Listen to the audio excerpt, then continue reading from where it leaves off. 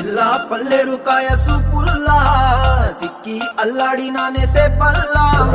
పసిడి పచ్చాని అరసే తుల్లా ధర పోస్తా ప్రాణాలు తానే అడగాల సీతా